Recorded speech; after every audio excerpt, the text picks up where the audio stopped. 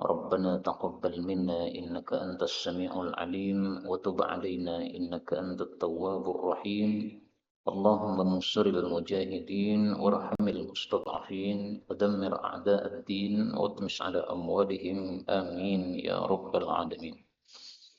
Alhamdulillah kaum muslimin rahimakumullah. Kita lanjutkan pengajian hadis dari kitab Sunan At-Tirmidzi rahimahullahu taala. Dan kita masih membahas tentang albir atau kebaikan-kebaikan yang diajarkan oleh Nabi sallallahu alaihi wasallam.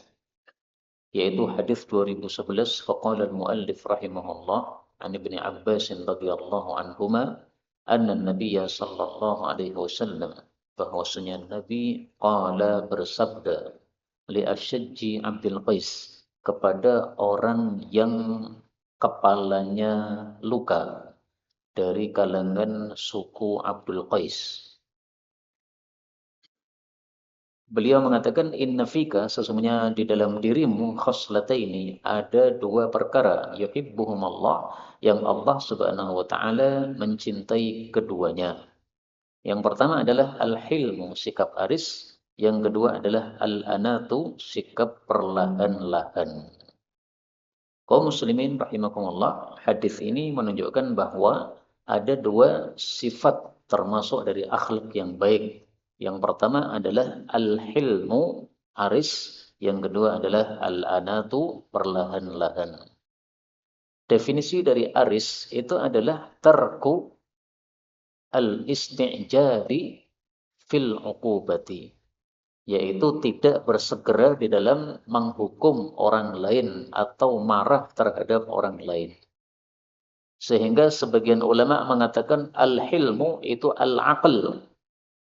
Namanya sikap aris itu perlu akal. Karena seseorang kalau dia mengikuti akalnya, maka dia tidak akan tergesa-gesa di dalam menghukum orang. Ada anak kita melanggar, jangan langsung dijewer atau dijenggit atau diketak. Nah, perlahan-lahan. Apakah harus dijewer? Apakah ada cara yang lain? Kalau ada cara yang lain yang tidak perlu main kasar atau main tangan, ya nggak usah main tangan. Kalau nggak perlu harus dengan kata-kata yang kasar atau keras, ya sudah pakai kata-kata yang lunak saja. Maka ini perlu adanya akal untuk kita bisa melakukan al-hilm. Adapun al-anat, yaitu perlahan-lahan, ini maksudnya tidak tergesa-gesa. Yang lainnya kesusu datang kepada Nabi, Asyaj ini dia tidak tergesa-gesa. Jadi sabda Nabi ini ada sababul wurudnya, Pak. Waktu itu suku Abdul Qais ini bertamu kepada Nabi. Nah, kemudian ketika mereka sudah turun dari ontanya, mereka langsung bergegas menuju Nabi. Karena belum pernah ketemu Nabi, jadi sangat rindu sama Nabi. Sehingga langsung pengen salaman sama Nabi. Nah, Asyaj ini dia tidak tergesa-gesa.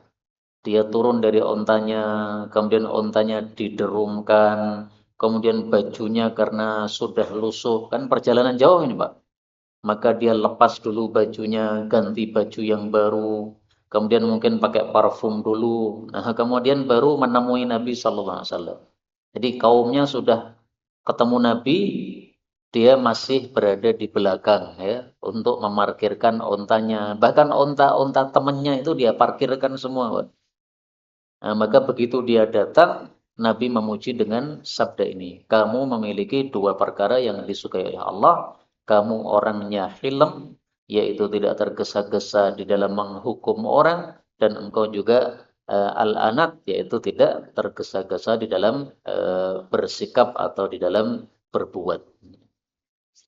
Kemudian orang ini asalnya namanya bukan Asyaj. Asyaj ini hanyalah merupakan lakop bagi dirinya. Disebabkan karena kepalanya ada lecet luka. Nah, adapun sebab lukanya itu adalah karena dia pernah dipukul oleh seseorang yang mabuk. Nah, karena itu mabuk itu di dalam Islam dilarang. Karena dengan sebab mabuk, akalnya lenyap, akhirnya dia melakukan perbuatan yang tidak semestinya dilakukan. kepala temannya dipukul, kepala temannya dipentung, ya akhirnya muncul luka ini. Nah, maka itulah sebabnya dilarangnya di dalam Islam untuk minum minuman keras. Dalam Al-Quran Allah Subhanahu wa Ta'ala sudah mengatakan innama yuridu syaitanu ayyuki'a bainakumul adawata. Tiada lain setan itu menghendaki untuk mengadakan di antara kalian permusuhan. Nah, akhirnya bertengkar dengan sebab apa? Mabuk tadi. Berikutnya 2012 dari Abdul Muhaimin, dan Abdul Muhaimin ini seorang perawi yang dhaif. Dari Abbas bapaknya, dari Sahal bin Sa'ad kakeknya, ini sahabat Nabi sallallahu alaihi wasallam. Qala, dia mengatakan qala Rasulullah sallallahu alaihi wasallam, al-anatu, sikap perlahan-lahan itu minallah, dari Allah. Wal ajalatu, sementara sikap tergesa-gesa itu minasyaitan, dari setan.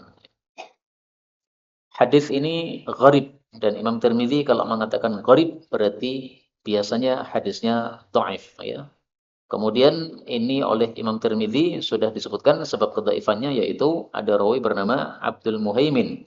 Ini didhaifkan oleh para ulama dari sisi hafalannya. Kemudian beliau menjelaskan namanya Pak Asyaj itu adalah Mungzir bin A'il. Nah, maka Asyaj ini adalah hanyalah julukan ini bagi Mungzir bin A'il. Dan ini sekaligus menunjukkan bahwa boleh seseorang itu dikasih julukan apabila julukannya bukan merupakan, ya, ejekan terhadap dirinya. Ya.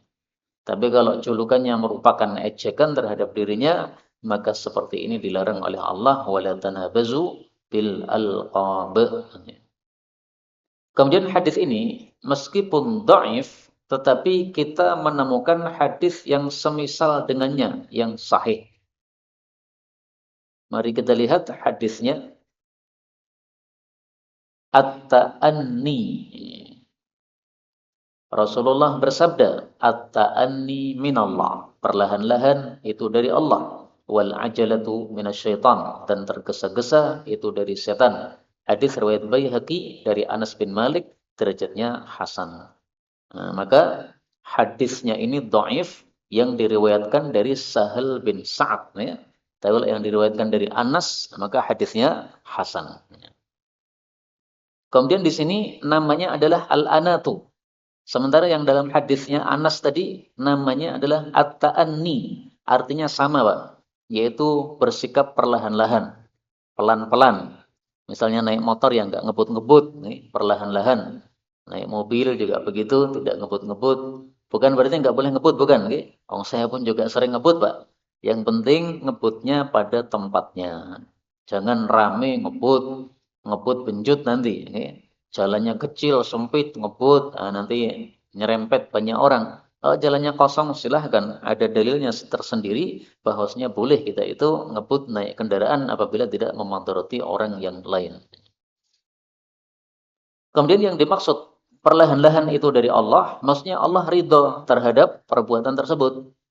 Demikian juga tergesa-gesa dari setan, itu maksudnya Allah tidak ridho terhadap perbuatan tersebut. Maka suatu perbuatan yang Allah tidak ridhoi itu biasanya dinisbatkan kepada setan. Sesuatu yang Allah ridhoi biasanya dinisbatkan kepada Allah. Contoh yang lain, Rasul Shallallahu Alaihi Wasallam bersabda, al-utasu minallah. Bersin itu dari Allah. Wat-tasa'ub minasyaitan. Menguap itu dari setan. Artinya Allah senang kalau orang itu bersin. Kenapa? Karena menunjukkan dia rajin, giat. Adapun menguap, maka Allah ini tidak senang. Kenapa? Karena itu menunjukkan kemalasan. Bukan berarti setiap kita menguap berarti Allah benci sama kita, bukan, ya. Tapi Allah tidak suka penyebabnya menguap itu. Penyebabnya menguap itu adalah biasanya karena kemalasan, sehingga akhirnya dia banyak menguap. Jadi yang dibenci bukan menguapnya, Pak, tapi sebabnya. Maka ini mirip dengan hadis tersebut, ya.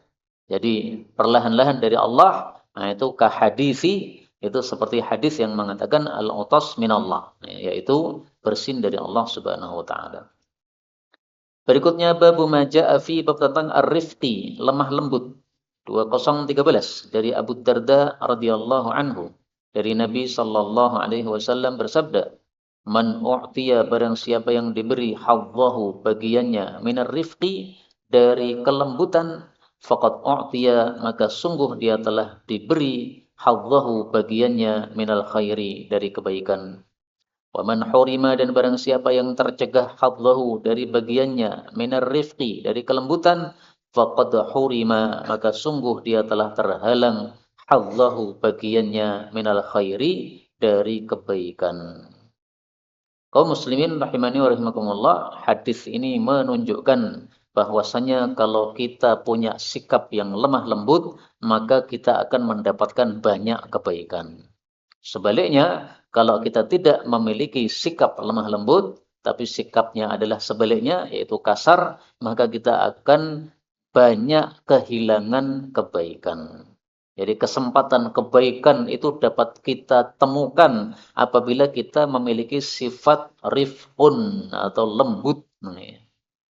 Misalnya Pak, orang jual beli. Kalau dia itu di dalam jual beli menggunakan sikap lemah lembut, nah itu banyak yang senang. Akhirnya ora kapok, nggih.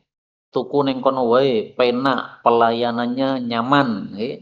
Di disambut dengan senyum, dengan sapa, dengan salam, nah 3S. Nah, itu akhirnya orang senang. Coba kalau kita kasar, maka orang mudah kapok, Pak. Wis ketemu karo wong kae ora gelem aku.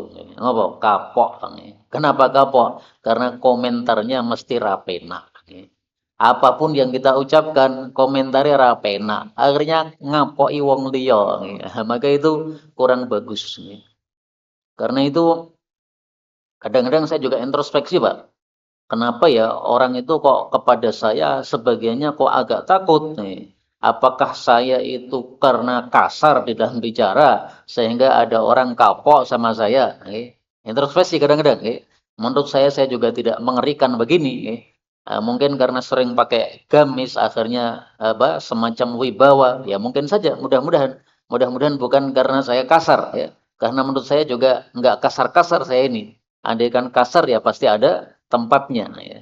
Nah, maka ini kita perlu introspeksi ya, barangkali kita itu kurang di dalam rifkun, di dalam kelembutan, akhirnya menyebabkan ada orang-orang yang merasa tertanggur dengan kita dan menyebabkan merugikan kepada diri kita sendiri, yang mestinya kita mendapatkan kebaikan-kebaikan malah kita tidak mendapatkan kebaikan-kebaikan dengan sebab kita sendiri, sifat kita sendiri.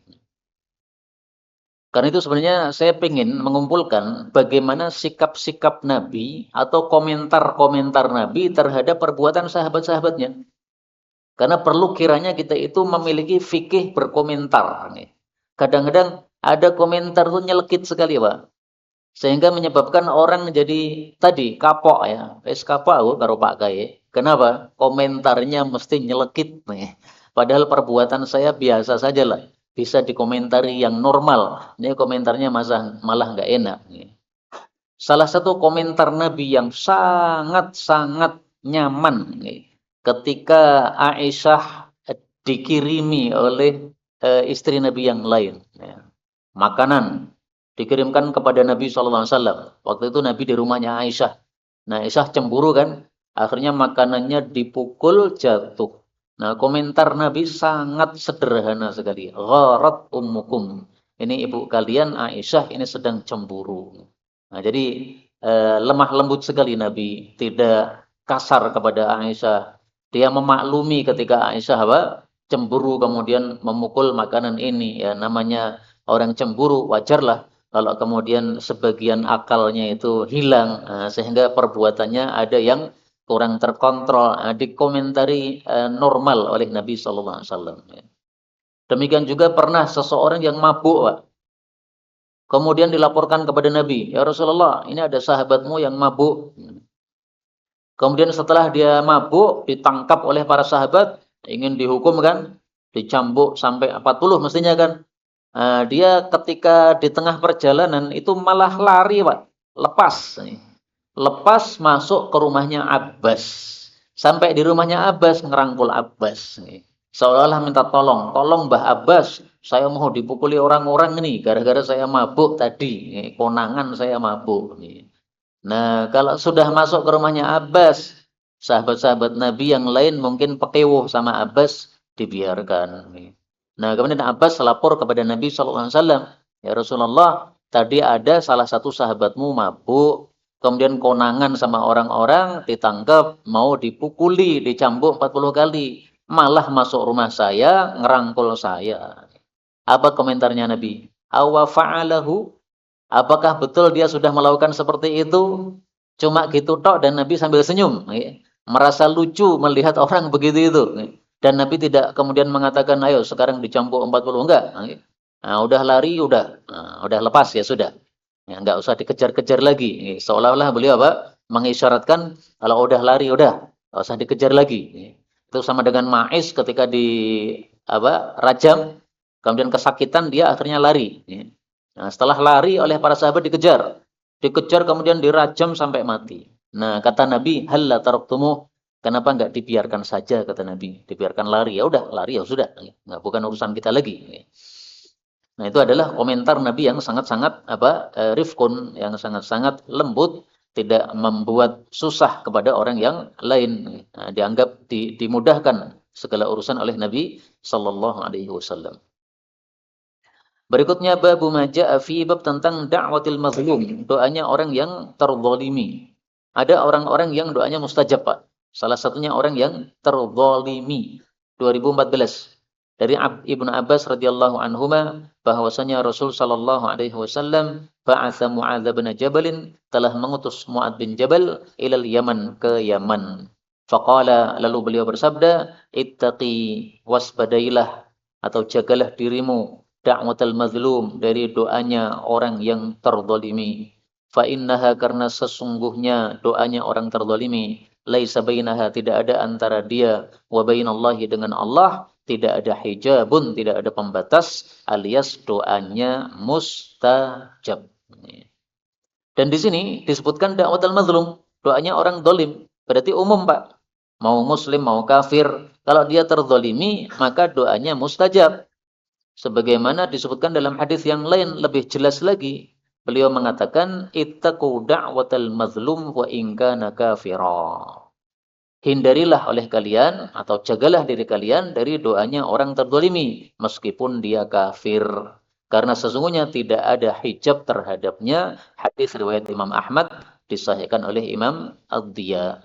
Nah, maka doanya orang kafir pun mustajab apabila dia terzalimi. Karena itu jangan sekali-kali berbuat zalim meskipun kepada orang kafir pun tidak boleh. Kemudian kata-kata ini tidak ada hijab, ini menunjukkan bahwa doa kita itu naik ke atas. Nah, kalau tidak ada hijab, berarti langsung sampai kepada Allah Subhanahu wa Ta'ala. Dan ini sudah diisyaratkan di dalam Al-Quran. Allah mengatakan, ilaihi yas'adul kalimut tayyib. Surat Fatir ayat 10. Ini ayat yang sering kita baca ya. Hanya kepada Allah naiklah ucapan yang baik. Nah, doa itu termasuk ucapan yang baik. Maka doa itu naik kepada Allah Subhanahu wa Ta'ala. Nah, kalau tidak ada penghalangnya, berarti sudah langsung sampai kepada Allah sehingga langsung dikabulkan oleh Allah Subhanahu wa Ta'ala. Kemudian hadis ini menunjukkan bahwa salah satu tugasnya pemerintah itu mengutus para dai-dai ke pelosok-pelosok, Pak. Mu'adz bin Jabal diutus ke Yaman. Yaman kan luas itu. Nah, oleh Nabi yang diutus 3 orang. Mu'adz diutus ke bagian Aden, kemudian ke bagian Aden ya.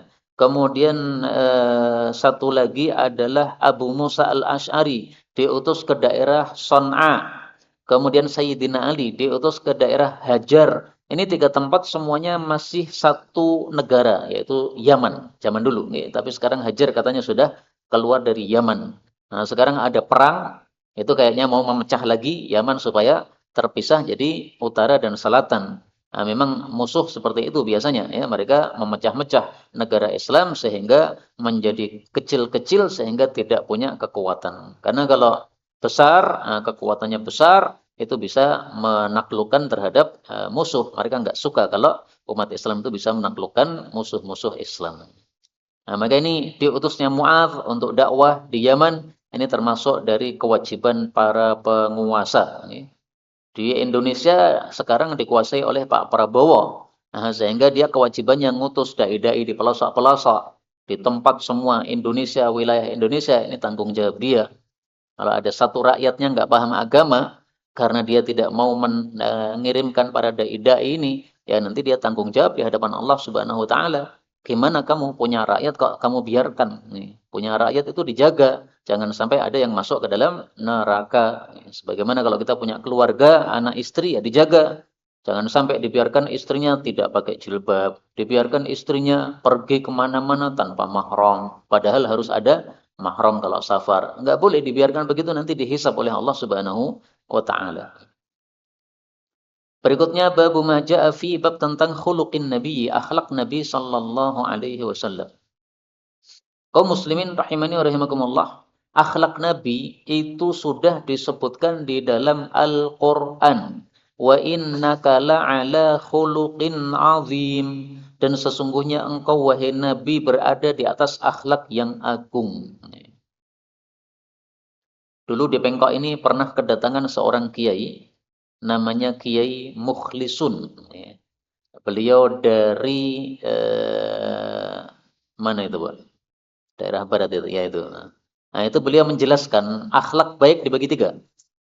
Ada akhlakul hasanah, ada akhlakul karimah, ada akhlakul azimah. Ini kata beliau. Akhlak yang baik, tapi baiknya paling bawah, itu disebut hasanah. Orang berbuat baik kepada kita, kita balas berbuat baik, itu akhlak hasanah. Adapun orang berbuat baik kepada kita, kita lupa sama dia, tidak membalas kebaikan kepada dia, berarti nggak punya akhlak loh. Apalagi orang berbuat baik kepada kita, malah kita membalas keburukan, nah, tambah jelek lagi. Apakah ada orang seperti itu? Ada. Anak angkat, ya kan? Setelah diasuh oleh orang tua angkatnya, kemudian setelah dia dewasa, orang tua angkatnya diusir dari rumah, Pak. Loh, kamu dulu kecil bayi itu yang ngurusi bapak angkatmu ini. Sekarang kamu sudah dewasa, malah bapak ibu angkatmu kamu usir. Gimana nih? Ya, bersyukurnya bagaimana itu? Itu berarti nggak punya akhlak nih. Atau ada orang berbuat baik kepada kita, kita nggak tahu terima kasih. Apakah ada orang seperti itu? Ada juga. Karena salah satu ustadz pernah cerita, ya, dia punya tetangga, ketemu di jalan, jalan kaki dia. Karena masih jauh rumahnya, akhirnya dia boncengkan. Monggo Pak, bonceng saya. Mau dia diboncengkan. Setelah diboncengkan, selesai, turun begitu saja. Tanpa mengucapkan jazakallahu khairan, terima kasih. Gara-gara apa? Gara-gara hanya beda pengajian, Pak. Kowe ngajine kono, aku ngajine kene. Nah, dianggap musuh itu. Masya Allah. Ini pengajian yang tidak berkah sama sekali karena pengajian yang menyebabkan sikapnya kepada sesama muslim malah tidak baik. Enggak benar kayak begitu itu. Kalau mungkin karena lupa saja enggak masalah ya. Lupa gara-gara ngomong sesuatu. Nah, gara-gara ngomong sesuatu akhirnya lupa mengucapkan terima kasih. Lupa dimaafkan.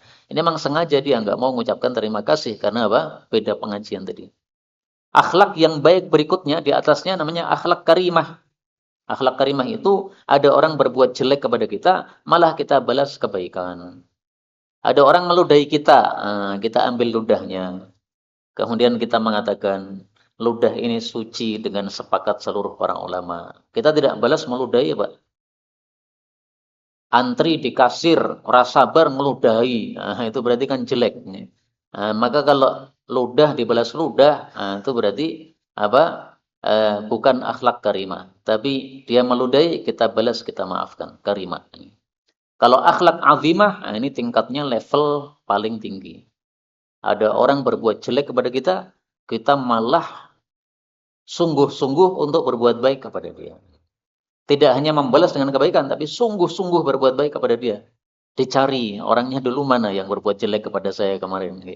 Kalau orangnya tidak datang ke masjid, maka dicari apakah karena sakit. Kalau karena sakit, kita menjenguknya setelah mendoakan, misalkan bantu untuk beli obatnya, maka ini berarti akhlak yang azimah. Nah, akhlaknya Nabi dipuji oleh Allah bukan la'ala khuluqin hasan atau karim, tapi la'ala khuluqin azim. Nah, ini ilmu yang kita pernah dengar dari Kiai Mukhlisun rahimahullahu taala.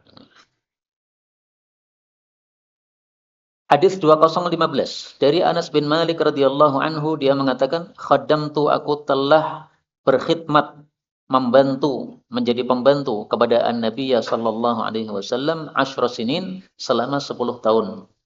Fama qala li, maka dia tidak pernah berkata kepada saya uffin, qattu, sama sekali."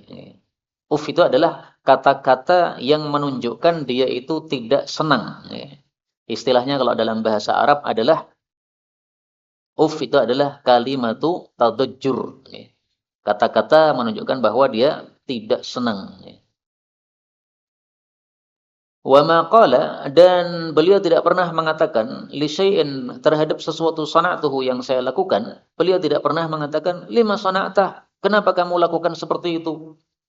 Wala li syai'in, dan tidak pula terhadap sesuatu taraktuh yang saya tinggalkan, beliau tidak pernah menegur dengan kata-kata lima taroktah, kenapa kamu tinggalkan ini? Jadi oleh Nabi dibiarkan. Anas bin Malik ini, misalnya Anas bin Malik misalnya pagi-pagi tidak nyapu, padahal biasanya nyapu misalnya. Nah, tidak pernah ditegur oleh Nabi. Kenapa kamu tidak nyapu hari ini? Dibiarkan oleh Nabi. Ya mungkin pagi ini dia lagi lelah sehingga tidak nyapu, atau mungkin pagi ini dia lagi ngantuk, sehingga dibiarkan oleh Nabi sallallahu alaihi wasallam. Nah, sebagian orang mengatakan ini Nabi tidak pernah negur Anas itu karena Anas orangnya pembantu yang sangat top, tidak pernah melanggar. Itu perkataan nggak benar, Pak. Itu padune dhek ra iso niru Nabi. Padune dhek kasar kepada apa? Pembantunya. Akhirnya dia mengatakan bahwa Nabi tidak negur ini gara-gara Anasnya sudah lurus, nggak pernah apa? Bela-bela. Itu nggak benar. Karena kita temukan dalam hadis yang lain, Anas itu pernah disuruh Nabi itu nggak mau, Pak. Nabi mengatakan, wahai Anas, saya utus kamu untuk melakukan ini. Apa kata Anas? Saya nggak mau. Nah, coba cari hadisnya, sahih itu. Tapi oleh Nabi dibiarkan aja. Kemudian setelah Anas pergi, maka Nabi membuntuti Anas ini kemana. Setelah itu oleh Nabi diketemukan lagi main-main sama anak-anak. Maka kemudian disuruh lagi oleh Nabi SAW, wahai Anas, lakukan apa yang saya perintahkan. Maka Anas pun pergi melakukan perintah Nabi SAW.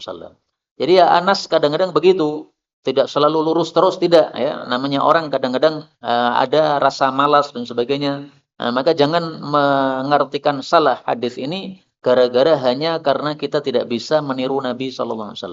Kalau nggak bisa niru Nabi, ngaku sajalah. Ya. Saya belum bisa seperti Nabi, selesai. Ya.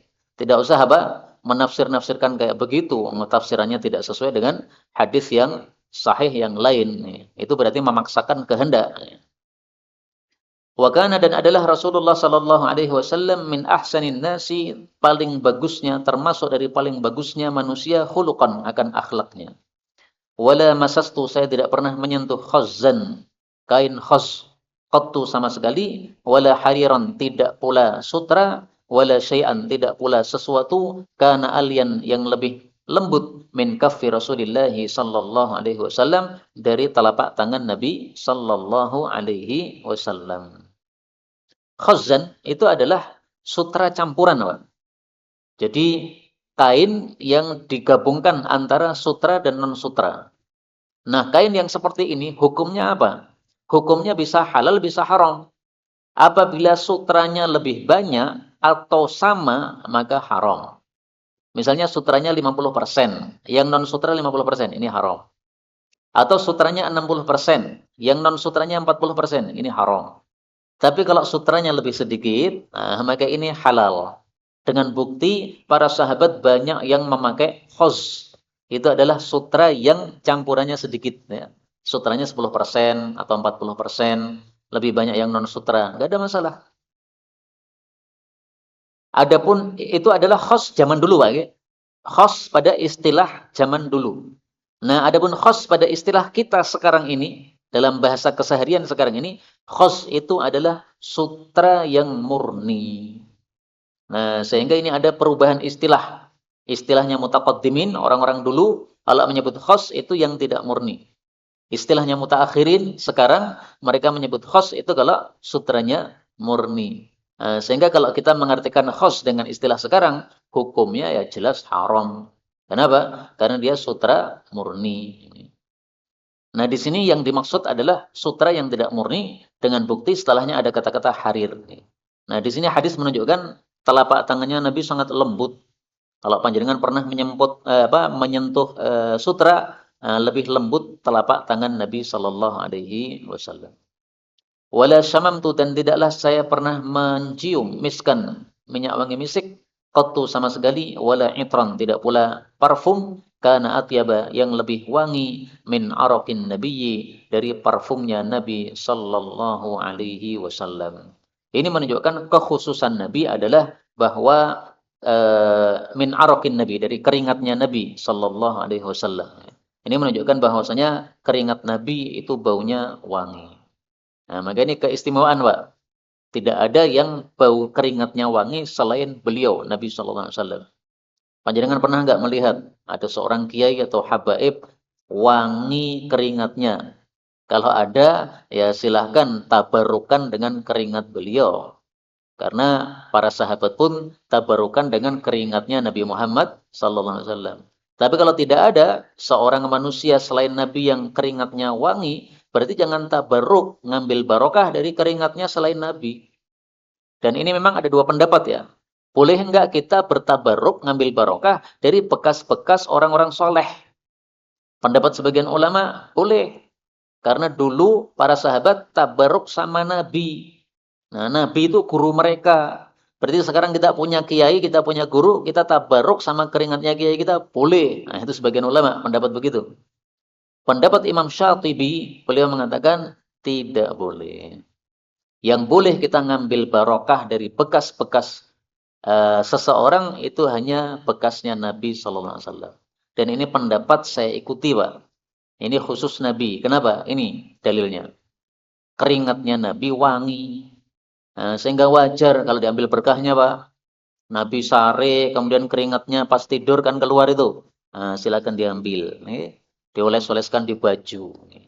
Tapi seandainya saya yang tidur, seandainya, kemudian panjenengan ngambil keringat saya, tambah bosok ambune baju panjenengan, Pak.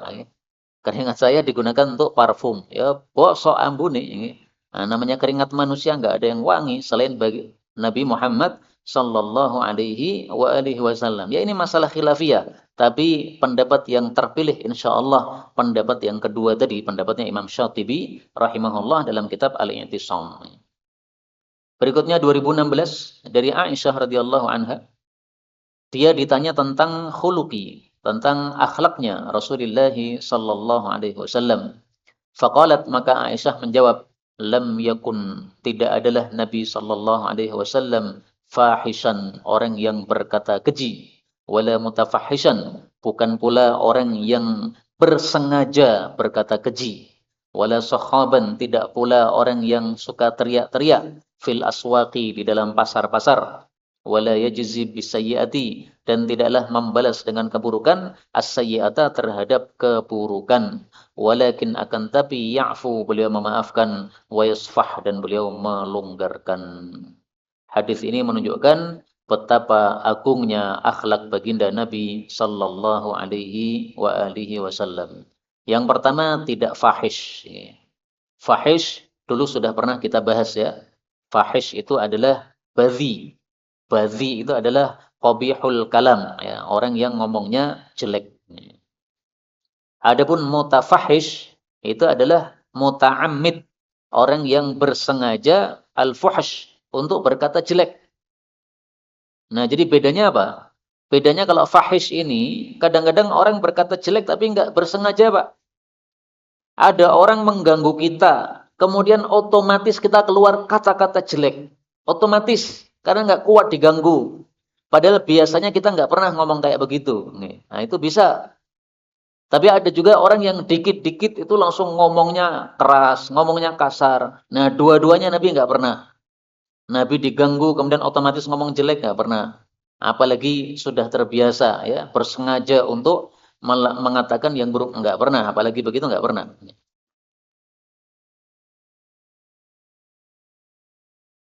Kemudian di sini disebutkan Nabi tidak teriak-teriak di pasar. Ini menunjukkan bahwa tidak termasuk kebaikan kalau seseorang itu teriak-teriak di pasar. Apalagi bersumpah-sumpah ya, demi Allah, ini dagangan saya murah. Nah, nggak perlu teriak-teriak begitu.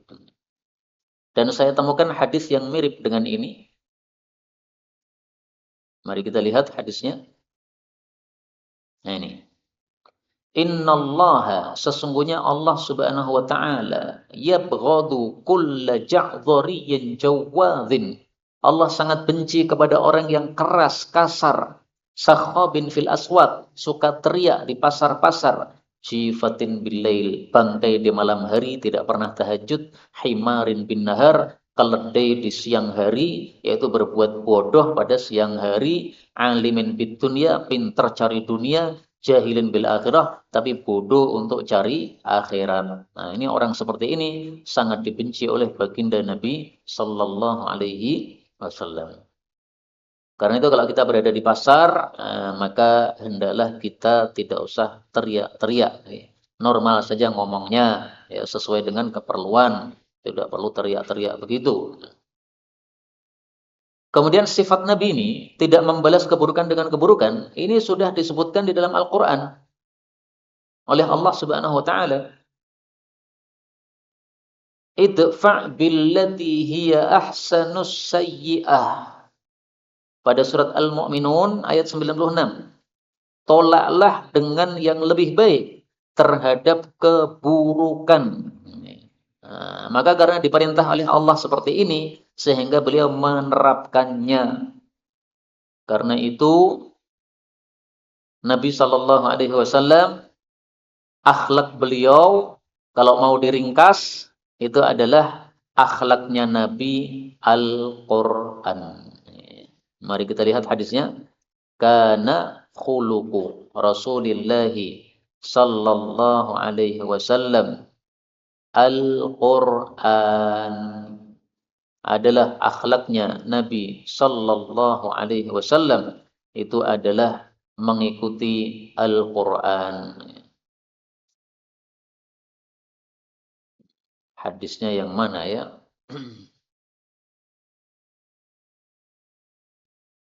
Riwayat Imam Muslim seingat saya.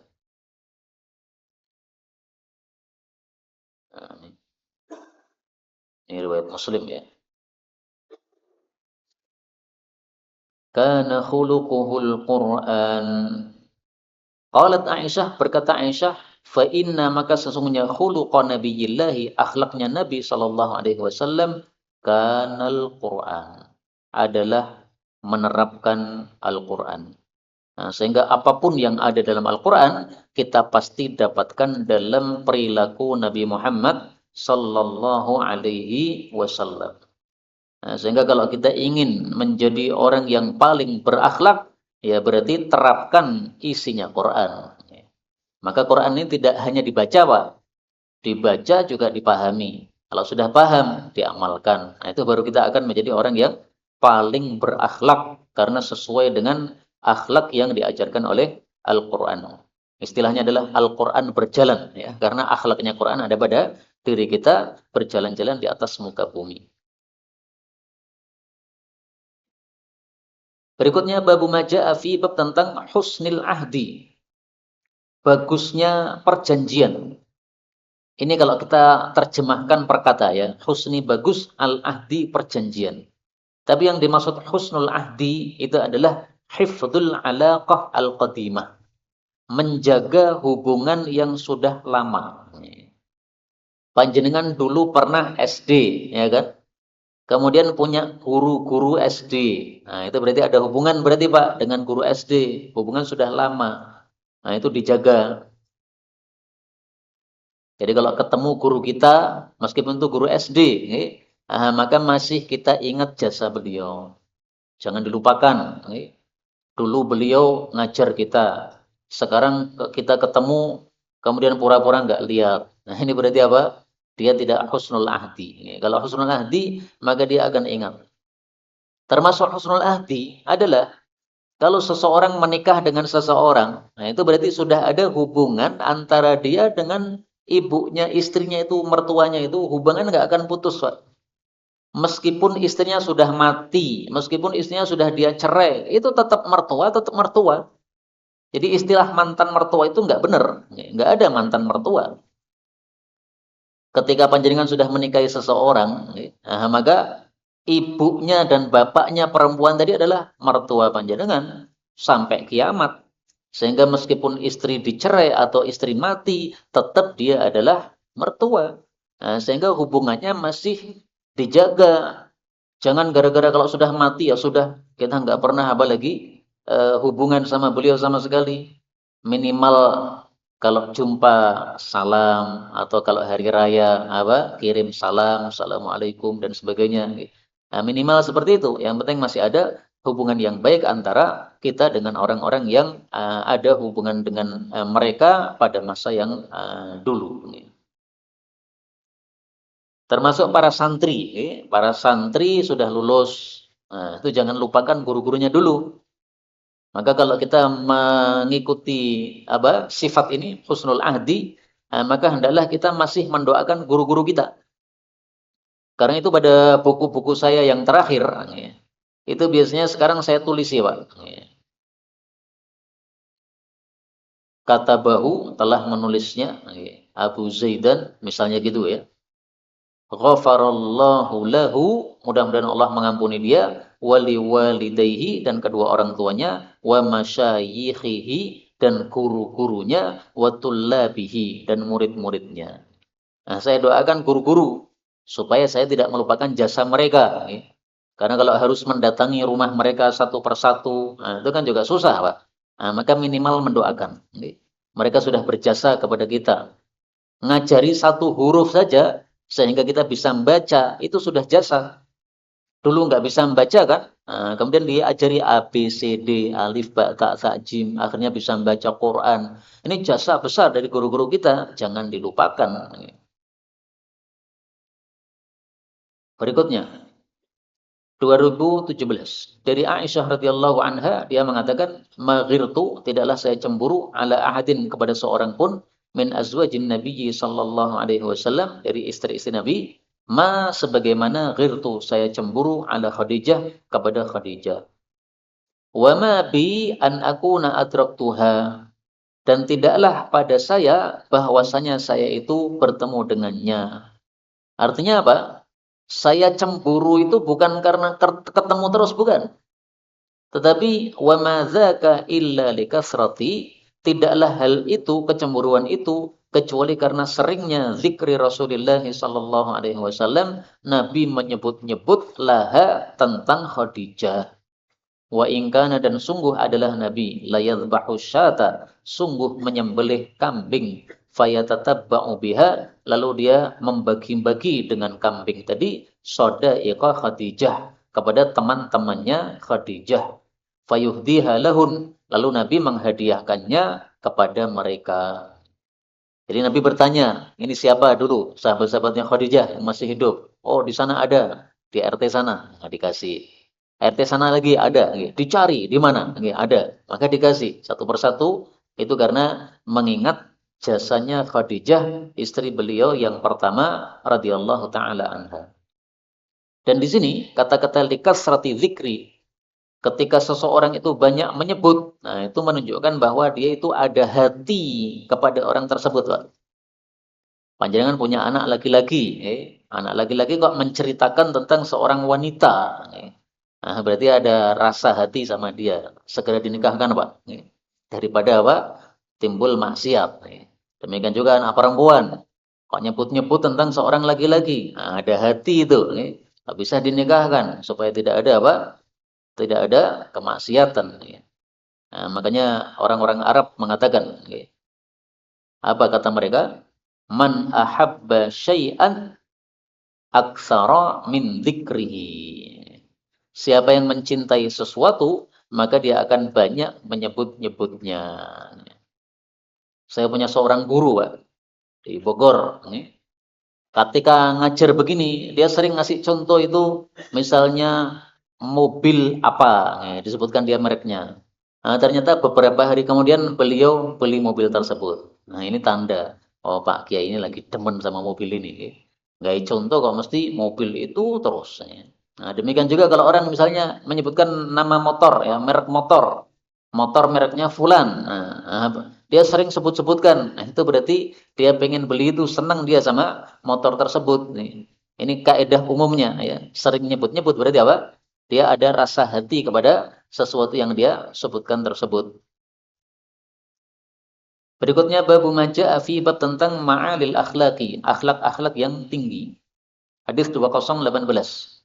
Dari Jabir radhiyallahu anhu bahwasanya Rasul sallallahu alaihi wasallam bersabda, "Inna sesungguhnya min ahabbikum ilayya, termasuk orang yang paling saya cintai, wa aqrabikum minni, dan paling dekat di antara kalian kepada saya, majlisan akan majlisnya, tempatnya yaumal qiyamah, besok pada hari kiamat, adalah ahasinakum akhlaqa."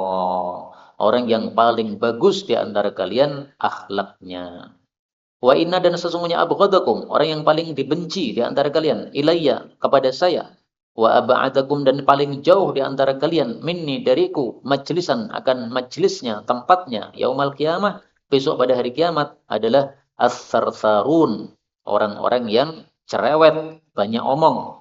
Wal mutasyaddiqun, dan orang-orang yang mutasyaddiq.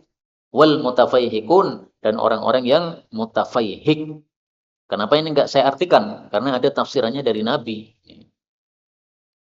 Qalu, mereka mengatakan, ya Rasulullah, wahai Rasulullah, qad alimna, kami sudah mengetahui apa itu makna as-sarsarun, orang-orang yang banyak ngomong, cerewet, wal mutasyaddiqun, dan orang yang mutasyaddiqun. Oh, mutasyaddiqun ternyata enggak ada tafsirannya.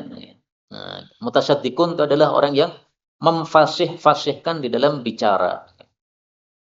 Al-mutasyaddiq al-mutakallif al-fasahata fil kalam.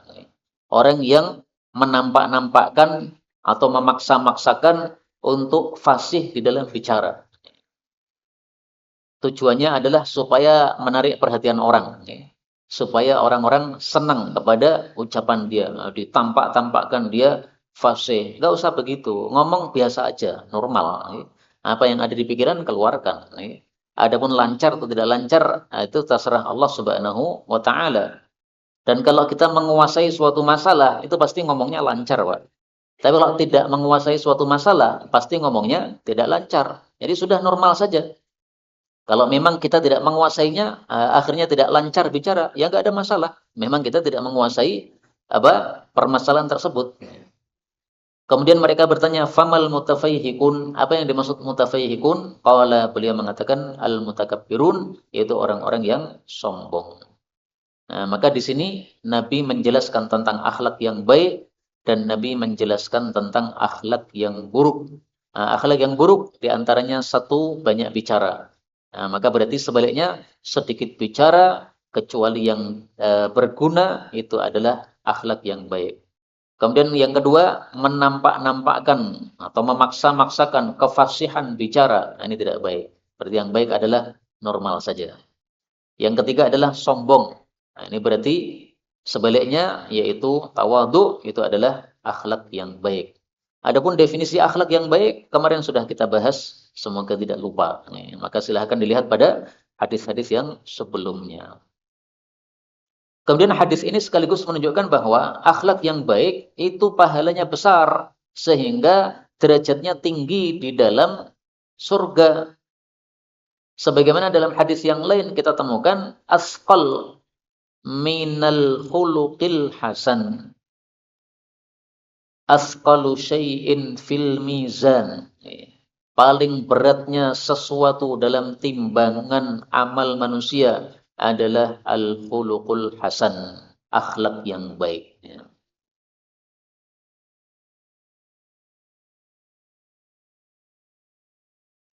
Kemarin sudah lewat ya. Ma syai'un, tidak ada sesuatu, asqal fil mizan, yang lebih berat dalam timbangan orang beriman besok pada hari kiamat daripada akhlak yang baik. Nah, karena timbangannya berat, berarti pahalanya besar, berarti derajatnya tinggi di dalam surga. Maka surga itu tergantung dengan amal kita ya. Amalnya berat di hadapan Allah, derajat surganya tinggi. Karena itu, saya teringat satu hadis tentang wanita setelah menjanda, dia kemudian menikah lagi. Dia besok bersama suaminya yang mana? Suami pertama atau suami yang kedua? Nah, ini jawabannya. Zahaba husnul khuluqi bihasanatid dunya wal akhirah.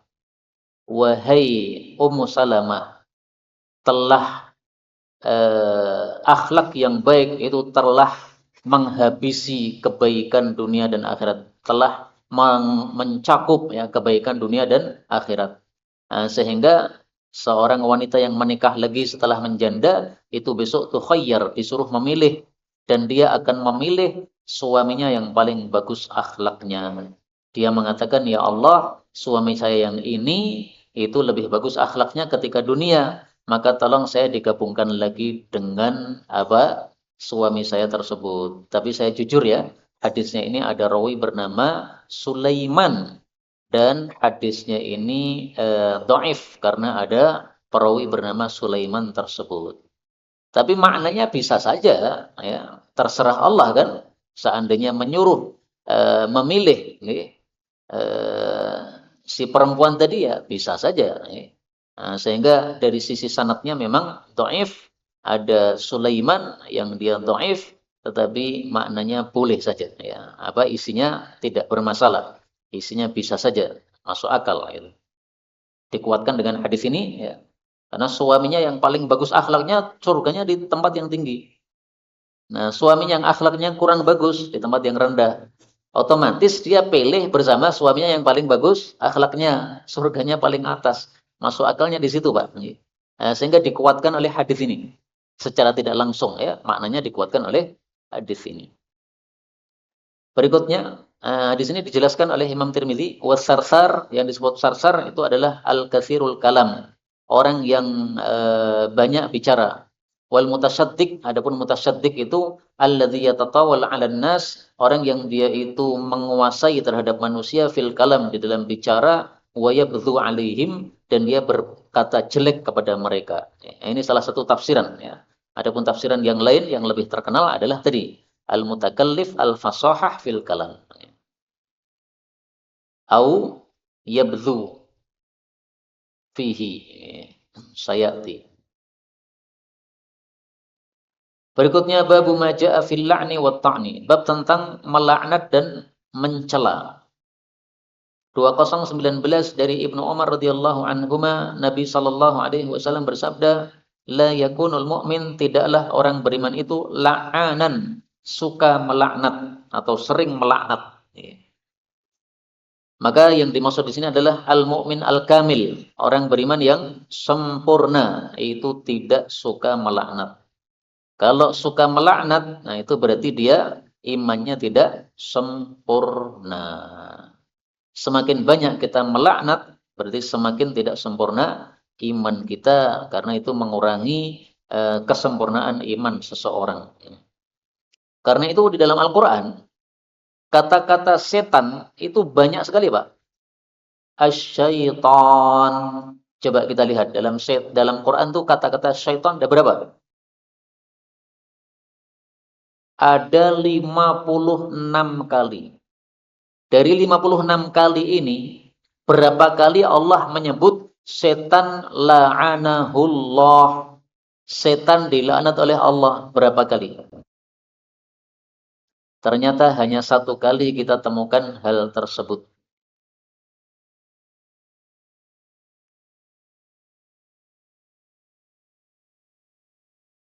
Nah, ini surat An-Nisa ayat 118.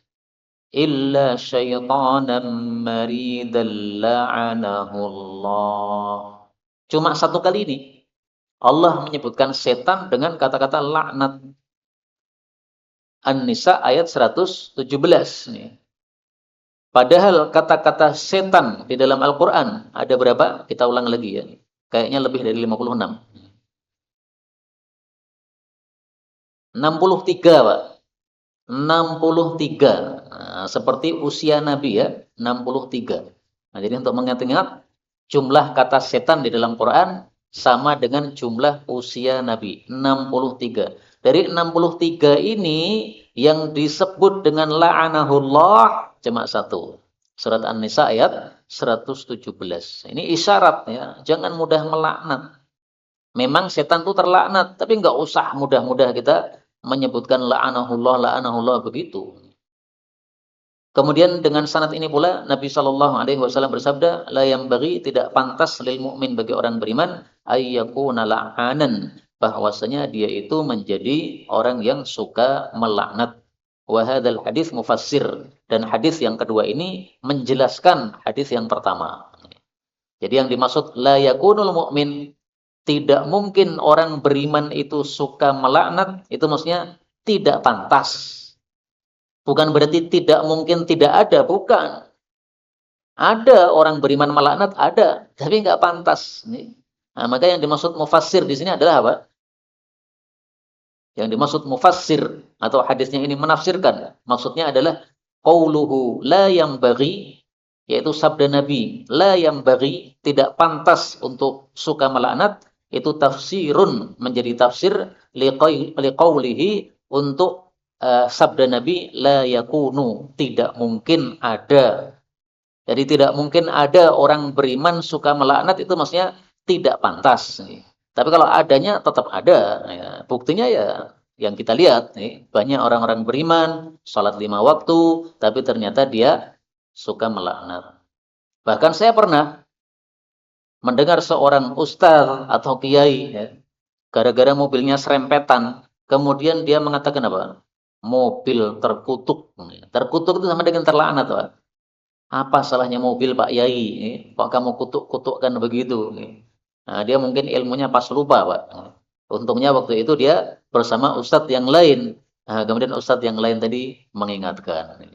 Beliau mengucapkan Alhamdulillah, Alhamdulillah, Alhamdulillah. Seolah-olah mengingatkan, Pak Yai, jangan ngomong terkutuk. Ini kita baru serempetan, nggak tabrakan, nyawa tidak ada yang melayang. Alhamdulillah. Mobilnya cuma lecet saja, nggak ada yang peyok, nggak ada. Alhamdulillah. Nah, ini kiai bener kayak begini. Ilmunya tidak hilang gara-gara marah. Kalau satunya tadi ilmunya hilang, ya berarti apa? Kurang sempurna dia dalam apa? Berilmu itu. Wallahu a'lam bishawab. Ini yang dapat kita bicarakan pada pertemuan kali ini. Betul dari Allah Ta'ala. Kalaupun ada salahnya, fa astaghfirullahaladzim li wa lakum. Walhamdulillahi rabbil alamin.